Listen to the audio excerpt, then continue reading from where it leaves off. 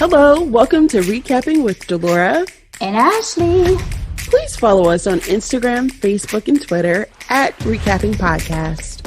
Also, comment, rate, and subscribe on your favorite podcast platform. We're on all the things.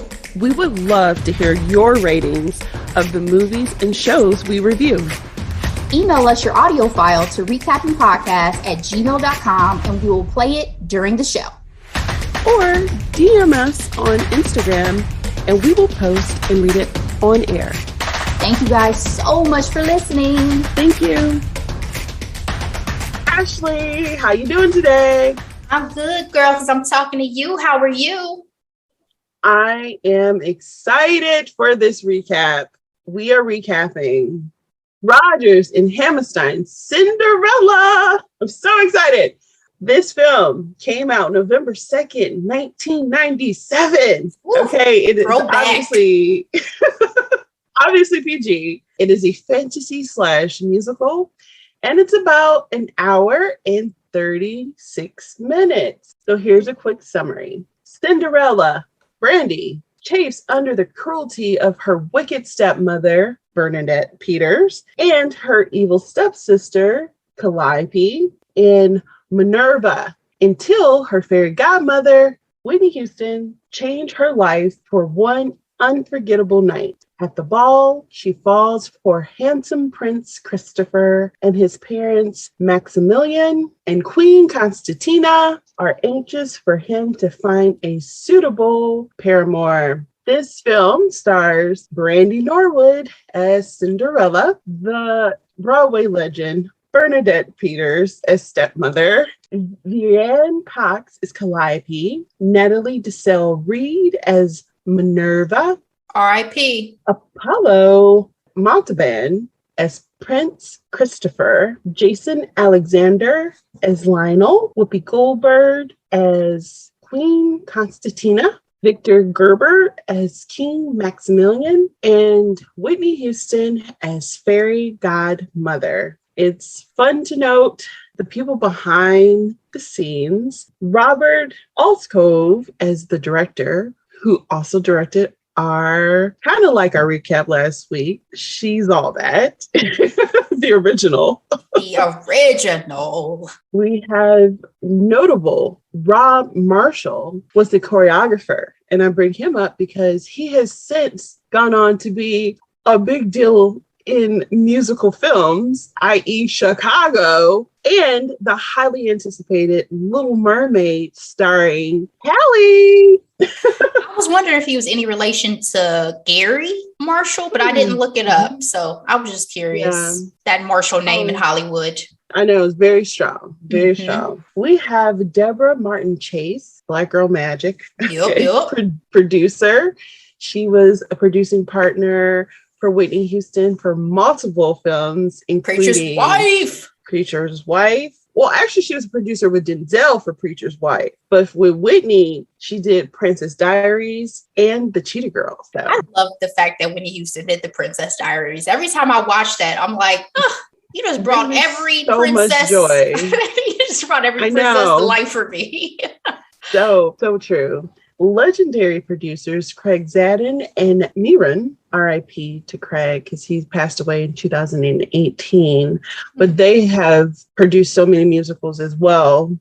One of the last ones was Jesus Christ Superstar. Oh, wow. That was, And then Whitney Houston was an executive producer for this film. And I also want to highlight Robert Friedman as the screenwriter and Ellen Moroznik as the costume designer. And it's worth mentioning that she not only did this legendary film, she did Bridgerton. Of course she did. As well as the latest Cinderella 2021 with Camila Cabello. So. All right. That lady be working. All right. So here are some ratings. Rotten Tomatoes gave this film 86% by critics, 74% audience score, and Google users gave this film 87%. I like to highlight for Rotten Tomatoes, those scores for critics, especially, the number of critics are very low and they are recent. Interesting. I mean, the last couple of years. So we're not necessarily talking about what the critics had to say about this film over 20 years ago. So with that being said, Ashley, what's your score? I give this an A, of course. Could have gotten no other grade from me, right? It's the nostalgia. It's the brandy. It's the Whitney Houston. It's the first Black Cinderella. It's the colorblind casting. Pure joy. I have nothing else to say, Delora. It gets an A. What about you? It gets an A plus for me because it is so ingrained into my childhood. It was such a monumental moment in my household, and it's been nothing but positive for me ever since. And like even the joy that I have introducing this to my little girl, you know, like her Cinderella has box braids. Like that is something that is so epic, and I can't even accurately articulate. So with that being said, spoiler alert. Kind of. I mean, if you haven't seen this, no, we're just kidding. I'm sorry. Like, oh my gosh. So actually, I broke. Recap Nation has seen this, Delora. Recap Nation has seen it. Yes, they have actually. So for this recap, actually, I have broken this up. I have broken this into different segments. So I'm going to talk about the overall story along with the music, casting, production, and then overall reception and legacy. So for the overall story, this is a traditional Cinderella story. Kind of. So we have Cinderella, who's orphaned, who's under the care of her evil stepmother and evil stepsisters. The thing about this Cinderella that stood out to me when I was a kid was this was the first time I saw the prince being in disguise as a commodore, roaming the streets and meeting Cinderella before the big ball. Had you seen anything like that prior to this film? I don't think so, because I think before this, the only Cinderella I had really seen was probably the animated version. You know, I didn't 1950. I didn't see the like stage plays and the Julie Andrews version and some of the other ones that I read about. I think it probably was, but I liked that too, because I was like, does nobody know what the prince looks like? Like he just go out here and be incognito. Yeah, I ain't never seen this man. He ain't never waved from the balcony. Okay. Like ever, but you know, those castles were big and far away, so you never know, Ashley. Well, clearly, you know, their little meet cute. They hit it off, so loved it. They sure did. This particular musical stood out for me as a kid also because, like you, the only version I had seen prior was the 1950 Disney animated version. And I didn't quite understand that Rodgers and Hammerstein's Cinderella meant something completely different, i.e. music. Right. Because the original Disney version is a musical as well, but I had never heard The Sweetest Sound before. In my research for this particular recap, I had no idea that this song, along with another song I'll mention later, was not even in the original musical. This actually came from the No Strings musical from 1962. They thought it would be a good idea to incorporate it as a way, I guess they call it the wanting song for the film or this particular story. We then have, again, the traditional announcement to the townspeople that the prince is having a ball. This, by far, is actually one of my favorite numbers. They said it was the most difficult to shoot as well, so it was well worth it. And so one of the things I wanted to highlight is that Jason Alexander, at this moment in time in 1997, I even knew this, he was highly popular on the NBC sitcom Seinfeld. And seeing him sing and dance was so new to me. Like, I was like, oh, actors could do more than one thing. Like, my little self was thinking that, you know what I mean? Yeah, and he said he wanted to be nothing like George Costanza, right? I need this to be so not that. Yes, he did not want to be typecast. And I don't blame him. I mean, but come on now, that Seinfeld has been a good check for him for you think? many years. You think? Many years. All right, Ashley. But Julia Louis-Dreyfus, though, she's been able to reinvent herself a couple of times. So I get it. The most successful out of that cast by far. Isn't she the most Emmy-winning TV actress? Yes. That's what I thought. Mm-hmm. Yes. And you know what's fascinating about her is, since we're going down this little caveat, she comes from a very wealthy family. I've heard that. So it's not like she needs any of this. No.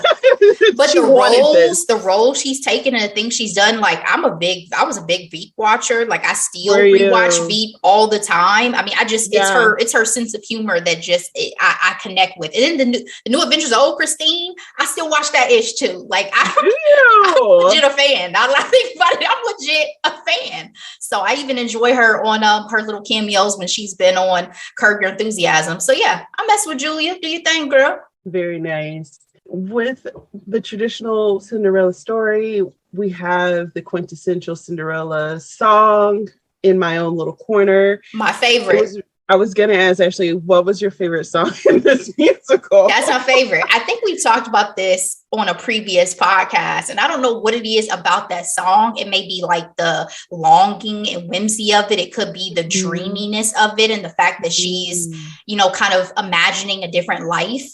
But, it still touches me every time I rewatched it. I love that song. Not that first of all the songs are great. Let me be clear about that in this film. They all make sense. Bona fide bops. Okay. Yeah. La la la la la la la. It's Jordan Van Dreaded, damn it. Lord, you can't be busting this song out every podcast now. We moving on. We done with He's All That. We moving on. But no, that probably is my favorite of these. But Impossible, I love too, because who doesn't want a duet between, powerhouses? So The Voice. Who doesn't want it? Loved it. It's one of the things I loved about this musical was, Brandy is such a star, but I think I was like 11 years old. She was that girl, right? She was starring in Moesha, and everybody knew about her love for Whitney Houston. So to your point, when they sang Impossible, it was so epic. I don't know what could match that level of epicness today. That you have like a young talent and like a legendary talent. Yes. That's hard for me because things of our childhood always hit you on a different level of nostalgia. Like I know that there are great artists today, but there's nobody that I probably hold in the same regard as I held Whitney Houston and held Brandy in terms of talent at that time. Because girl, me and my brother met Ray J at a Brandy concert before this happened. It was Knott's Berry Farm in California was where we were. So we still had this little picture of me, my brother, and Ray J from that time. So, I felt like I knew Brandy vicariously. You know what I mean? So I had skin in the game. I hit it first, Ray J. This is before Ray J was Ray J, y'all. When he was still innocent, possibly out in these streets. Okay. But yeah, so I had so much love for these women that I don't know. I can't give you a good comparison. You have one in mind of today? I don't think I do, just because there isn't anyone that's up and coming that can actually sing and not necessarily dance, because they weren't dancers, but like a young thing. Obviously Beyonce would be the legend, and that's the only person I was thinking of for legend. But I was like, what is that, her and Chloe? Yeah, I was gonna say Chloe, but see, Chloe still has a lot to prove that Brandy did not have. She wasn't Brandy. Yeah, she wasn't at Brandy's level.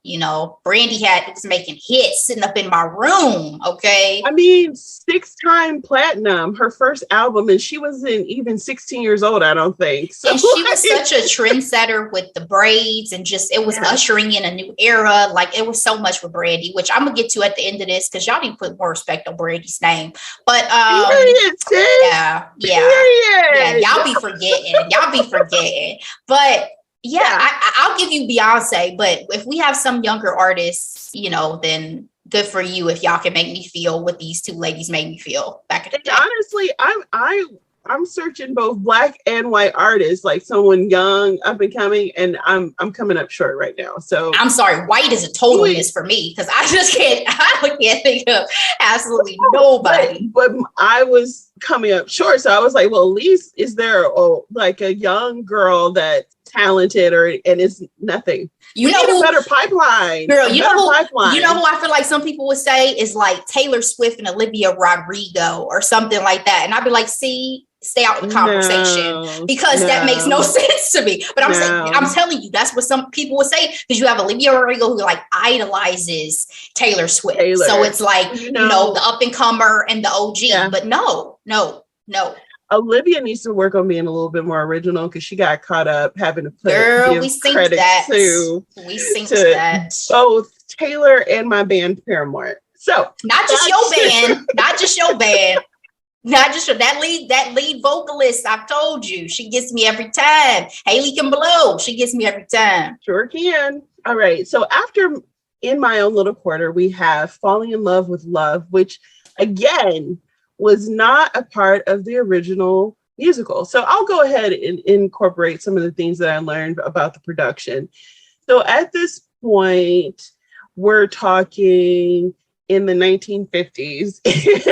NBC wanted to do a movie musical. Peter Pan had been successful. And so they brought Broadway legends, Rodder and Hammerstein, to come together to create a musical around the Cinderella story. So to what you were saying previously, Ashley, the great Julie Andrews played the legendary first Cinderella, where the viewership garnered what they say 107 million viewers. That's when people only had 2 stations to watch. To be fair, and I said NBC, well, musical ultimately had to switch homes and was aired on CBS. Mm-hmm. So it's just fascinating to hear about that because this iteration of Cinderella is the 3rd time on network television. So the 2nd time starred, her name is Lindsay Ann Warren. That was in 1967. And to your point, also, Ashley, Brandy being the first African-American Cinderella in a traditional sense, because in 1978, there was a Black version called Cindy. Did you ever hear about Cindy? I did not. So that's the whiz to the Wizard of Oz. Yes, ma'am. And it's knocking on Black exploitation. Oh, okay. So Ashley and I were talking before the podcast, and I told her I got into a YouTube rabbit hole. That's what I was watching on YouTube.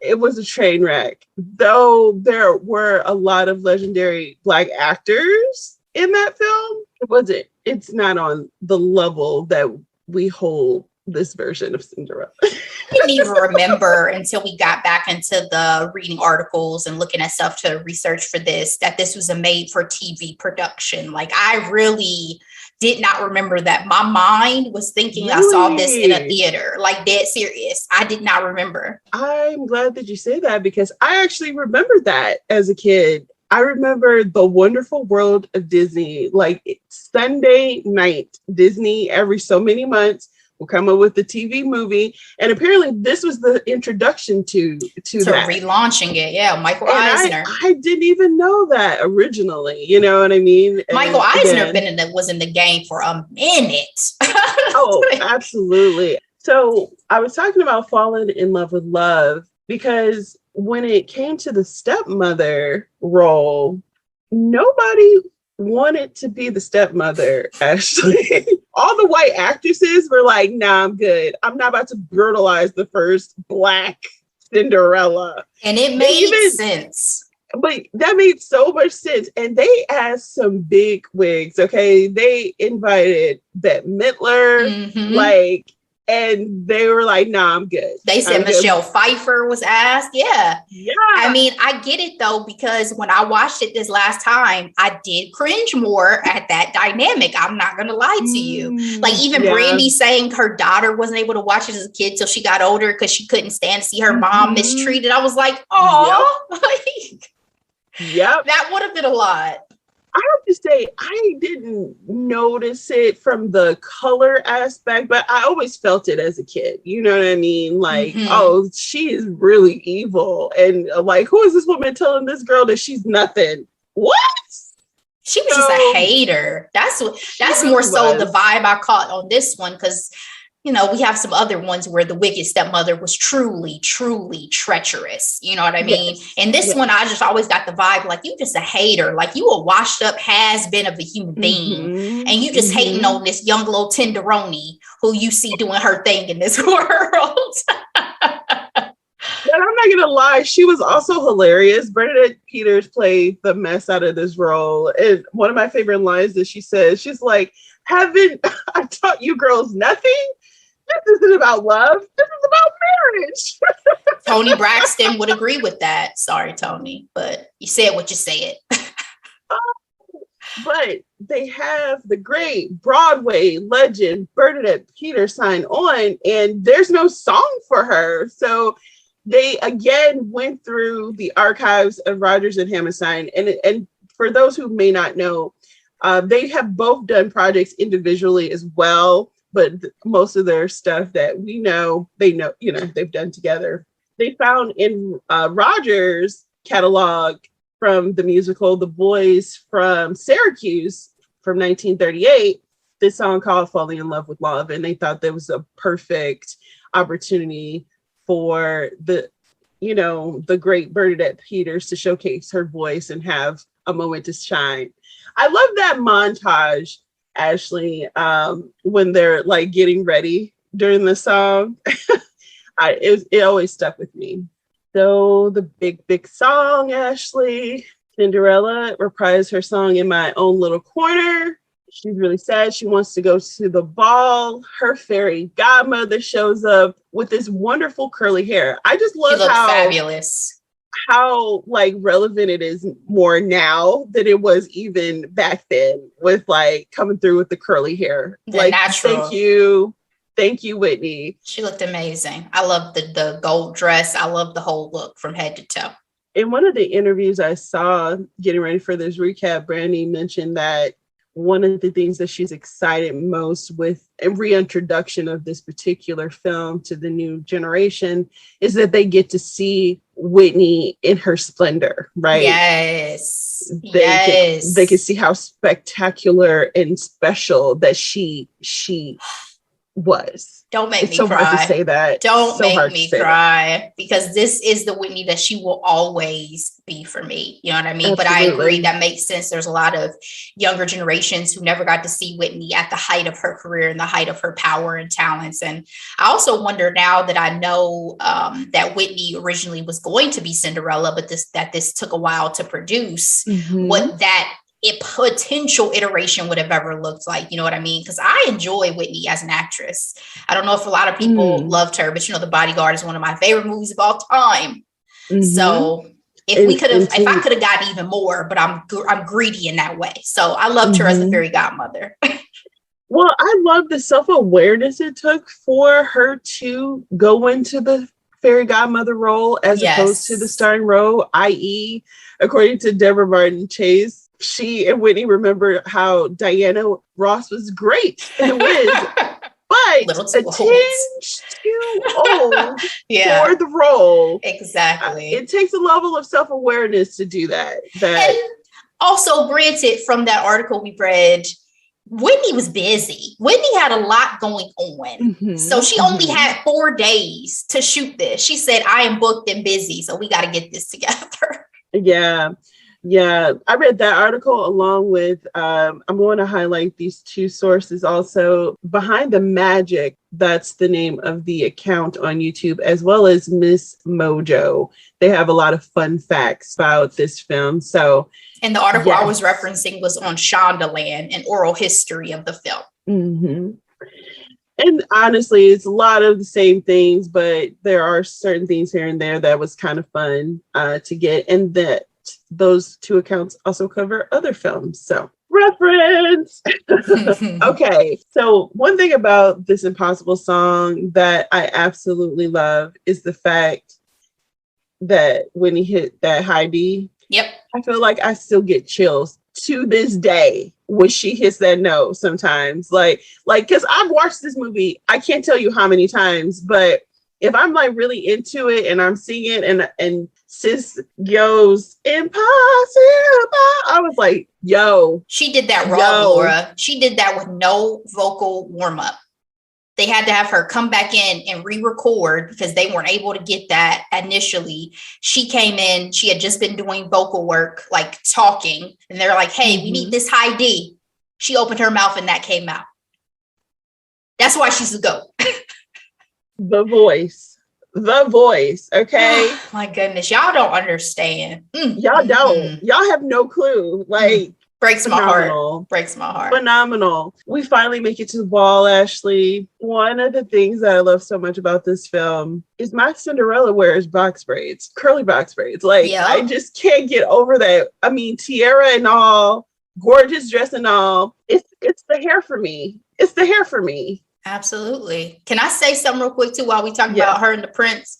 Was this Prince the original Prince Harry? Because I got such Prince Harry vibes watching this time. I'm like, this man is not interested in life and societal restrictions inflicted on him. He fallen in love with a Black woman. Bump what y'all think. Even though obviously his daddy was also married to a Black woman. I'm just saying, I'm just like, you are Prince Harry in this film. I didn't even realize.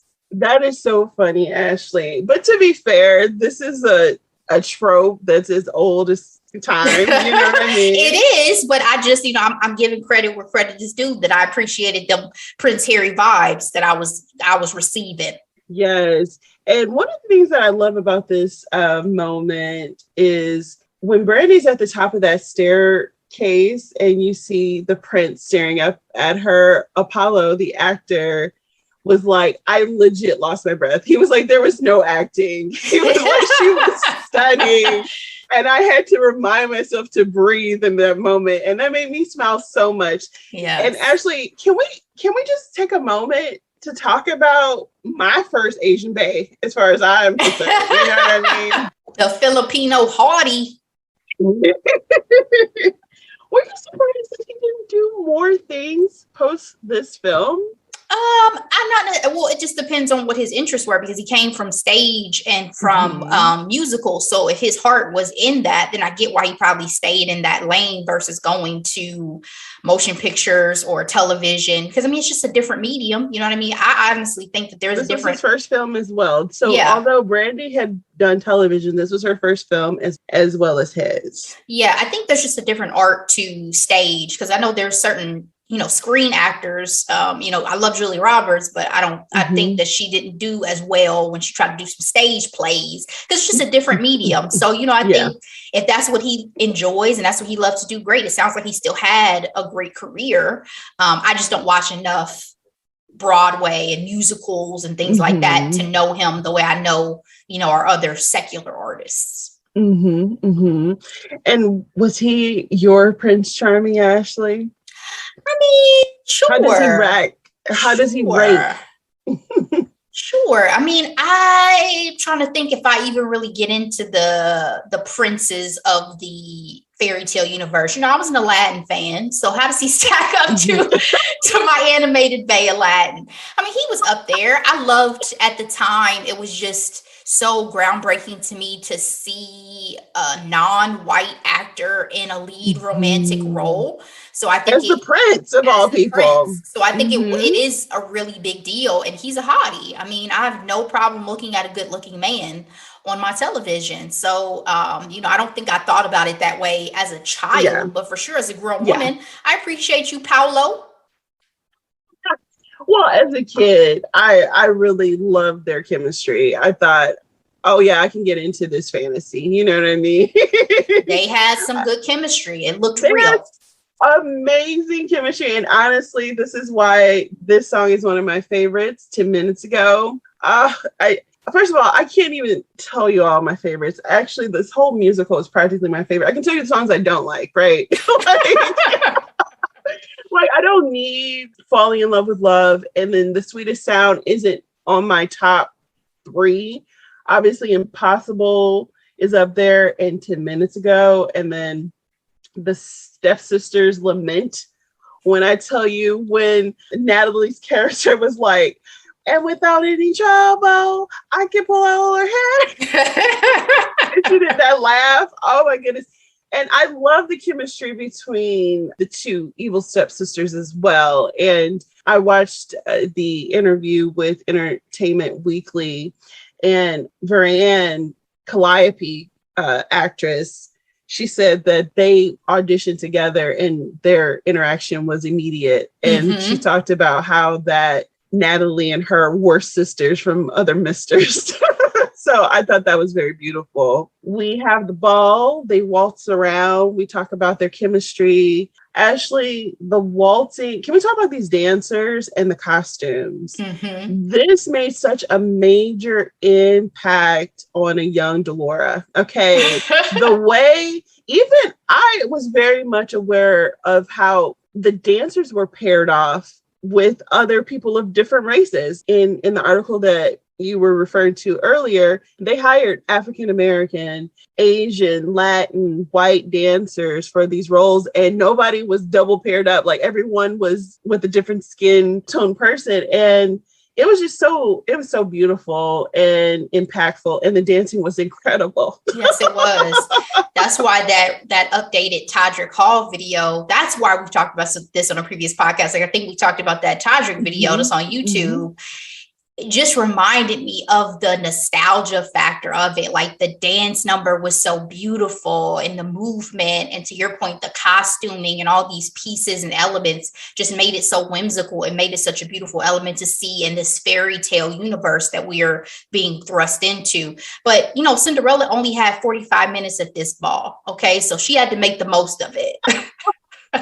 She sure did, because she took all of the prince's time. He's saying that beautiful song, "Do I love you because you're beautiful?" And it's like, or "Do I love you because you're wonderful?" Now listen, that's a legit gem, because that's the truth. Do you see someone as being greater than they are because you're in love with them? Or is it that's who they really are? That's a gem, kids. That went over my head as a kid, but as an adult, I'm like, oh, that's deep. That's a deep song. That's some deep lyrics. Very true. Very true. Cinderella had to go home because 12 o'clock came real quick. Of course, her stepsisters and her evil stepmother lied about how much time they spent with the prince. And again, my favorite song, "A Lovely Night." I actually used to sing that song to Amara before it became available on streaming services. I would just sing it, and that was just part of my singing rotation to a baby, right? And then when she became old enough to sing it, the emotions. Anyway. When the stepmom and sisters returned and were lying, I just saw the Candy Burris meme. The lies, the lies, the lies. Oh, that's good. That's good. Stepmother peeped really quick that Cinderella was at the ball. And of course, she, out of being a hater, to quote you, Ashley, yeah. She proceeded to tell her that she was nothing. And then the great search for the woman who wore glass shoes to a freaking ball commenced. But one of the things that was revolutionary about this particular version of Cinderella compared to the traditional 1950 version, the fairy godmother kept saying, and I don't know if you noticed it in your more recent watch of this film, "Stop dreaming.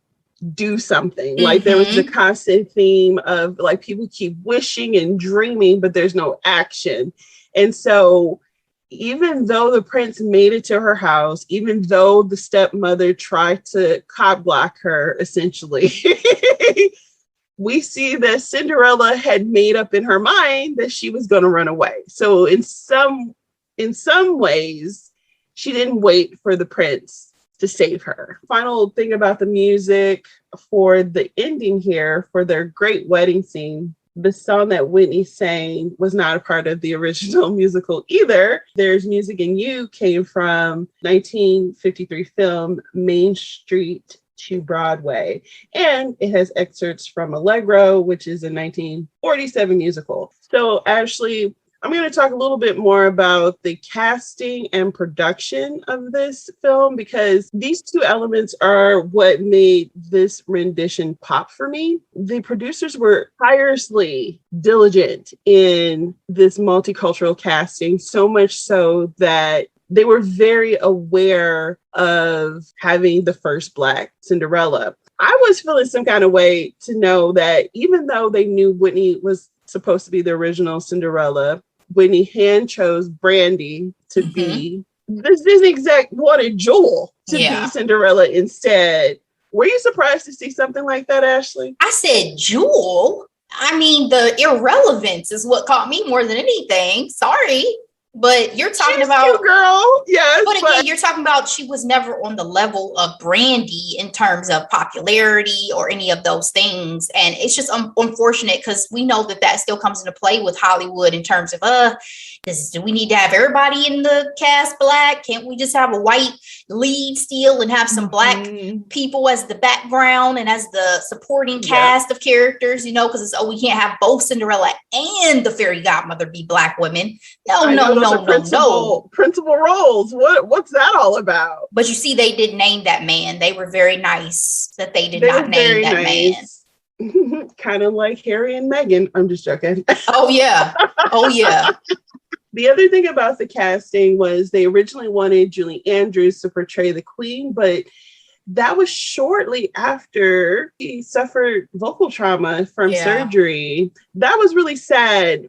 I like the thought process of wanting to have her on there because she originated the role of Cinderella, right? Yeah, so but you see, she still got her moment in Princess Diaries inclusion. Sure did. Yes. And that's the thing that I thought was interesting. I'm like, I wonder if Whitney was obsessed with Julie Andrews. You have your icons, and Whitney knew the caliber of, being in charge of a Roger Hammerstein's musical too. She was like, you don't play with R&H. Like I'm like, I love the singer lingo and jargon of it all. Whoopi Goldberg was someone that they had in their back pocket, Ashley. They originally asked her to be the evil stepmother, and she didn't have time for it because she was red hot with Goldberg. Okay, this was before she was a little iced out in Hollywood, But she's the one that brought Victor Gerber to the scene because he had been an actor on stage. And this was one of his first films, as not the very first, but, it was a big transition for him. Just this and, little known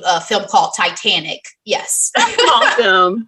The film that he kept referring to as, I just did a film where I was just in a water tank all day. Right. The blockbuster film known as the Titanic. Okay. The other thing that I also enjoyed in my research, Whoopi, in the cast interview with Entertainment Weekly, she said that we were Hamilton before Hamilton. And I was like, talk your talk, Whoopi. Yep. If that's not true, I don't know what is. Yeah. And in that same interview, Apollo mentioned, he was like, if you wonder how an African-American woman and a white husband makes a Filipino child, he's like, love plus love plus love.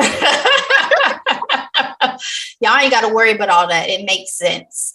I love every story I heard about Whoopi from the set, from her Harry Winston jewelry that she was able to get and wear every time she was on set, to the demeanor she had around everybody, even when kids were brought on set. And she was a smoker, but she stopped smoking if kids came on. She said, I wanted to create an atmosphere of magic because I wanted the kids who came on, their experience as a fairy tale. I wanted them to have a good experience. So everybody spoke so highly of her. And I think that just says so much about you when it's not just, people don't just speak highly of your work. They speak highly of you as a person. And that's always been the case with Whoopi, because the people on The View love Whoopi, I was just also going to say that one thing I noticed this last time I watched it too was how outspoken she was as the queen. Because in other iterations, the queen is not the outspoken one. It's the king. It's the dad who's pushing him and talking to him. But in this case, she was the one. And I was like, hold on, does she have have the crown? Was she queen and Victor Garber was just, kind of like, Prince Philip in the background? Because even during that Jason Alexander as Lionel announcement, remember, he announced her name, His Royal Highness Christopher Rupert, son of Her Majesty. Like, they announced Whoopi. So I just felt like that was notable in this iteration as well, in terms of being a little more feminist leaning. So let's also remember she was the bigger star too. So you had to give her something. There you go. And you have some black women executive producing. So exactly. You're gonna give her some time to shine. And I've heard people say that her performance was so great because she was so vibrant, but she didn't take away, or she didn't steal the show in a negative kind of way, and I agree wholeheartedly. And to your Harry Winston point, they said that they had over $200 million worth of jewelry to choose from, and this is solely based off her friendship with Harry Winston's child. It's good to have friends. Good to have friends. Mind you, they had guards on set. And she said, I returned all the things. Yeah, you're not moving. You can sit down with this on, but by the time you get up, it's coming off your neck. So we talked about how Apollo was such a great prince, but he was the last person to audition. I know, Ashley, crazy. The very last. We could have had Tay. Yep. We could have had Mark Anthony. Yep. Or Wayne Brady, because they had all auditioned for this role. Do you think the dynamic of this movie would have changed if any one of them would have been the prince? Absolutely. Because again, chemistry. Would any of them have had the same chemistry with Brandy? And would this have been made if Wayne Brady had been cast? Because now you're talking about 3 black leads. Oh, don't know, baby. Don't know. This man been sitting on somebody's shelf. Oh, that makes me sad. It makes me think about that documentary. That's why Soul. I said it. Yep, that's why I said it. Yep. And I was also thrilled to hear that they shared some of the sets where The Wizard of Oz was filmed. Yes. And this movie had a $12 million budget, one of the highest budgets for a TV movie, honestly, still today. And in my opinion, it has been worth every penny. Ashley, let's talk about overall reception of this film. 6 million viewers for this film.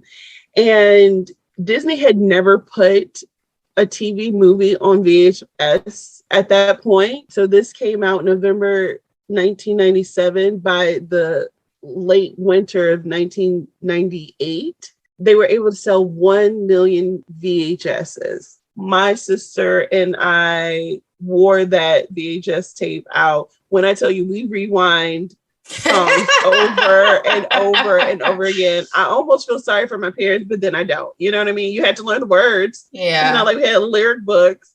But it was upsetting. It was upsetting. Another part of that, though, is that Disney had to threaten the video stores to promote it. Another example of there being discrimination in terms of wanting to give that movie a shine. Yeah, but actually, this film actually didn't get much love from the critics. They were not impressed.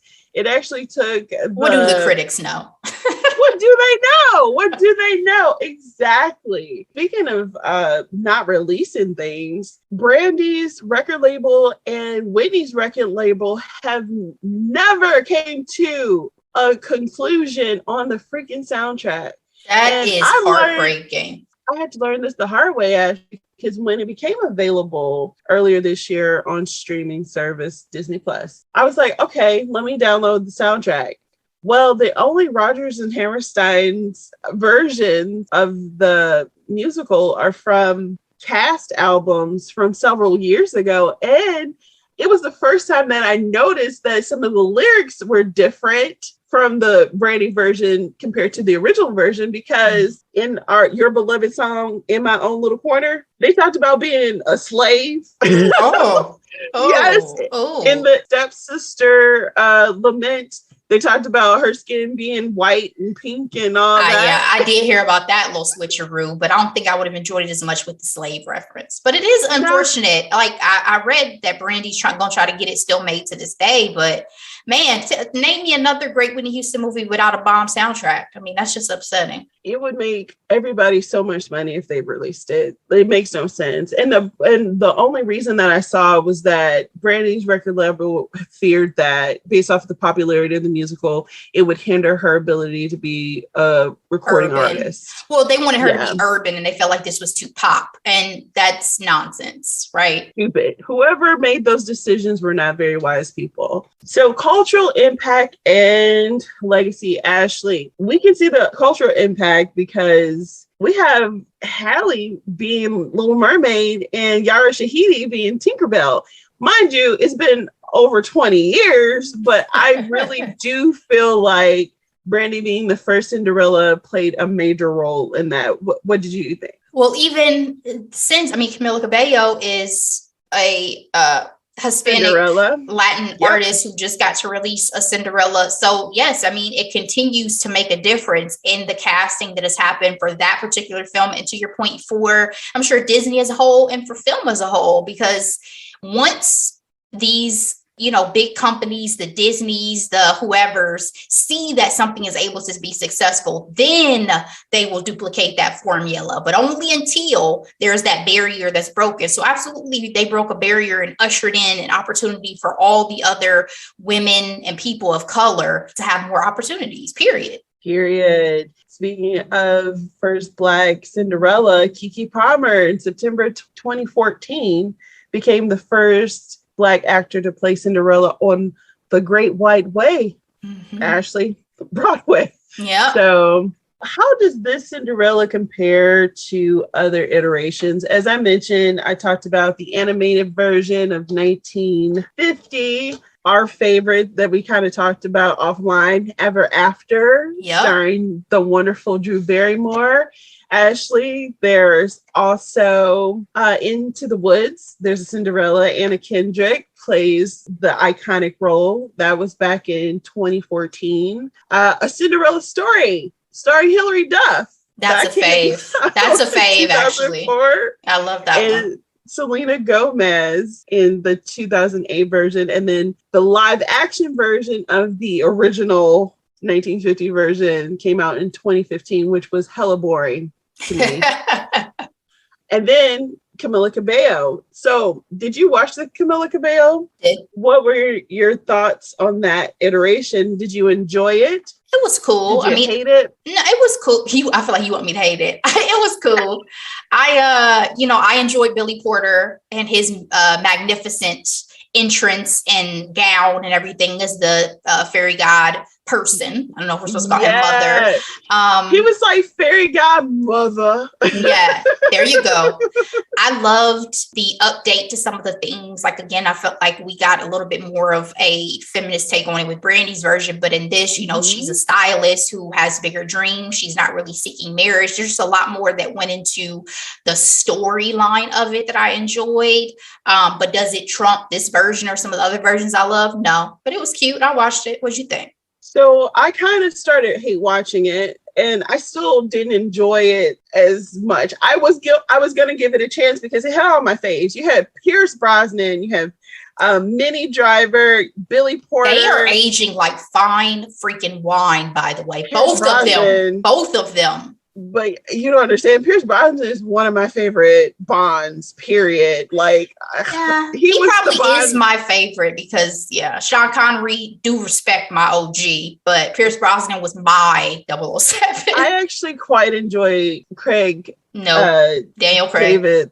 Daniel Craig. Why am I calling Craig David? You remember the UK artist? Yes, that musician, black dude. Okay, anyway, I actually love the ruggedness that Daniel Craig brings to Bond. I hated it. I was like, this is not Bond. This is just a different hero. This is not James Bond. James Bond is smooth. Okay, James Bond is in a suit, ladies' man. He ain't this little blonde hair, rugged, look like he could put his face through a wall. No, that's not James Bond. Whatever. It's not James Bond. But I'm done. James Corden is in the movie. You know, I'm not a big fan of Camila Cabello because I don't feel like she's actually addressed her racist comments in the past very well. So, you know, I feel some kind of way about that. Yeah. But basically, and the great Idina Menzel. So I was going to give it a chance, you know. Oh, yeah. That was another element I liked, that the evil stepmother was relatable. And you saw the changes in her character. Mm-hmm. Yeah, I hated their version of Janet Jackson's Rhythm Nation. That was awful. It was soulless. Painful. It was a little soulless. Girl. And then even Camila's singing of the title song, A Million to One, I was like, it just wasn't that great. But I did enjoy the ending number, Let's Get Loud. That was fun. The Prince also was boring to me. Sorry. Yeah. He's basic. The other thing about the movie was I understand that they were trying to have a lot of humor and just play up like, oh, I don't want what most girls want, you know, but it was a little too much. It was laid on very thick for me and I didn't enjoy it that much. So I watched it because I was like, I hope to not enjoy this more than my Brandy version because, you know, again, the lead is not my fave, but I was relieved because I'm like, yeah, this wasn't it. But I say all that to say, I had Amara watch it with me because that's another thing. The first time I saw it, I had to pick it up and put it down about 4 times. I could not watch it straight through the first time. And so the second time I watched it, I was trying to watch it all the way through so I can have a strong opinion. And I had Amara watch it with me and she was like, is that Cinderella? And I'm like, no, this is not Cinderella. No, baby girl, don't get it twisted. That's hilarious. That's Cinderella, babe. That's hilarious. But speaking of the lasting impact of this version of Cinderella, the 1997 version, Billy Porter said in interviews gearing up for this particular movie that he was inspired by Whitney Houston and all he wanted to do was be a fairy godmother. And the fact that he got a chance to play one was a dream come true. I love that. Ashley, I have 2 final questions and we'll be done with this recap. Out of the versions that we've spoken about, can you rank your favorite dress? Oh, so for me, it's hard between the Brandy version and Ever After because they're so different. Mm-hmm. So we're talking 1600 France. Yeah. And one is a literal drama that is Cinderella, but it is so much more layered and deep and all of that. So if I'm going to be 100%, I would say that for me, Ever After is probably number 1. And then this version is number 2. And then all the other iterations, I just don't really care that much about. You know what I mean? Like, I'm just going to be honest with you guys. Like, the Hilary Duff is probably number 3 just because I used to watch that a lot. And I really thought that was really cute. Regina King is in that one, which I'm like, that's when she was. Yeah, she worked in the restaurant, her dad's diner. Yeah. So, yeah, that's probably number 3. And then, I don't know, maybe the original Cinderella cartoon is number 4, and then so on and so forth, because all the other ones are just like hit and miss. I don't care if I ever saw those again. What about for you? My number 1 is Brandy, and it was very hard because Drew's was a close second, because those wings, he was like, I'm gonna make you fly, and then that moment when she's like, just Brandy. And it was just, I mean, it was a film. That's the thing. Is like, I love Brandy and Whitney Houston, and it's a musical, and I love that. But the Ever After is a film, and the sweet revenge that happened to the mom and the stepsisters at the end, you know, it was just, it was so satisfying. So we should put that in our TBT list of potential recaps in the future. So, because I'm never sick of that movie. Never, ever. That's on Disney Plus as well, guys, in case you want to watch it. Okay, so Brandy, Drew's, and then my number 3 comes from the boring version from the 2015 Cinderella. I'm not going to lie that the waistline was a little bit too small to the point where I'm like, this isn't healthy, but the movement was epic. I guess the costume designer said that she wanted the dress to look like watercolor. And that movement and the color of that dress was just gorgeous. So those are my top 3. Okay. All right, Ashley, do you have any final thoughts for this film? I just have a final thought going back to my original statement about put some respect on Brandy's name. So this is for Van Lathan directly. Okay. Yes, because this was brought up on an episode of Higher Learning. And anyone else, honestly, who has somehow forgotten, Brandy is not, nor will she ever be referenced as Ray J's sister. Okay. Brandy is an icon. You better put some respect on my girl's name. Just because y'all may feel like Brandy hasn't done a whole bunch career-wise in the past, however many, you have to recognize the amazing accomplishments within her career. That's something you can never take away from her. Her legacy is solidified. So, Delora, that is my final thought. Put some respect on my girl Brandy's name. And don't y'all ever forget who the first Black Cinderella was. Okay? Period. Thank you, Ashley, for that, because I remember listening to him talk about her being Ray J's sister. And I'm just like, what? He had lost his mind that day. He had lost his mind. He be trying it, though. Yep. Man be trying it. Yep. All right. So for my final thoughts of this film, I realized why I love this film so much. As a kid, watching this at home, I remember watching it the first time. And of course, all the multiple times I watched it once we got our hands on that VHS. Everything about this film was so magical for me and my sister. I know that for sure. The sets were gorgeous. I mean, the costumes were phenomenal, and they lived in a world where it didn't matter what color you were, right? Mm-hmm. And this was honestly the first time that I learned about escapism.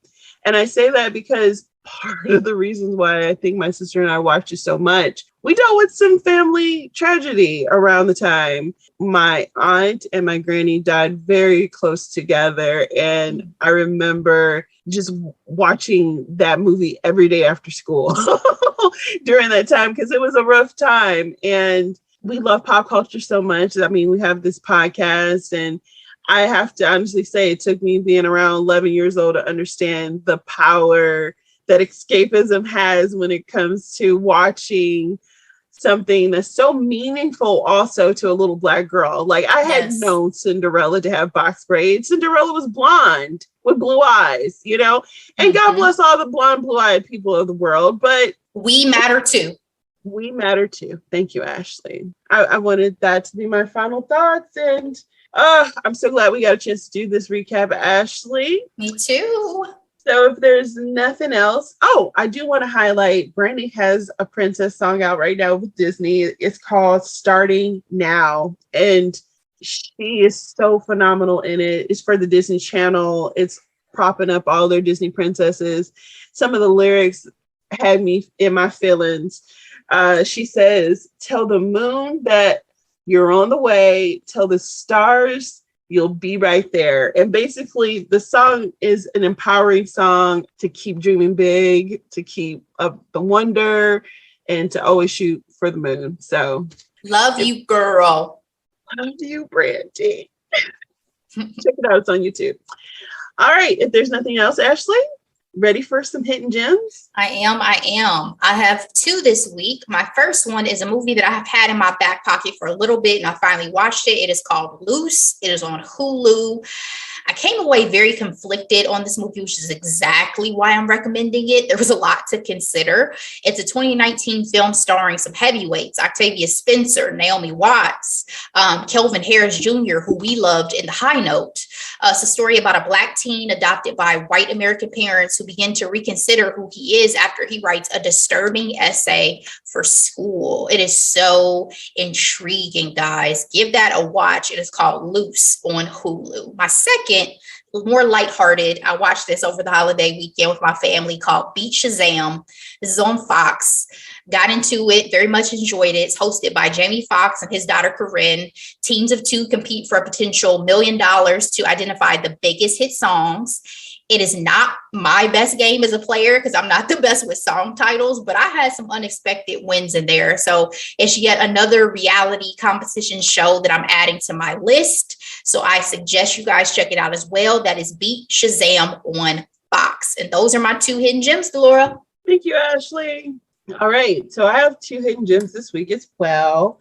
The first is an album. I've been listening to a lot of new music lately, you know. This one is a Christian album by Travis Greene. It's his latest, called Oil Plus Water, or Oil and Water. He has some bops on here. There are some songs that seem a little bit experimental in terms of like where the beat's going. Because I'm like, oh, where are we bopping? Okay, but it's beautifully made. One of my favorite songs on this album is called Somehow, featuring Kiara Shared. Sis inherited that voice from her mama and her aunties. Okay, there's this part where she just had me, you know how that meme when you take your earbuds out and they're smoking, right? I was like, sis, that run. Oh, flames. But honestly, it's a total of 10 tracks, and I really thoroughly enjoy all of them, really. Oil and Water, featuring Anthony Hamilton, wonderful. I mean, honestly, bops. So if you love Christian music, it's an album for you to try. And my second hidden gem this week is a brand new movie available on Netflix called Afterlife of the Party. It is starring Victoria Justice. The quick synopsis of this film: Casey lives to party until she dies in a freak accident. Now this social butterfly needs to right her wrongs on Earth if she wants to earn her wings. Very light. It's actually rated PG. So I'm gonna have to rewatch it. I watched it very distractly, so I need to rewatch this movie.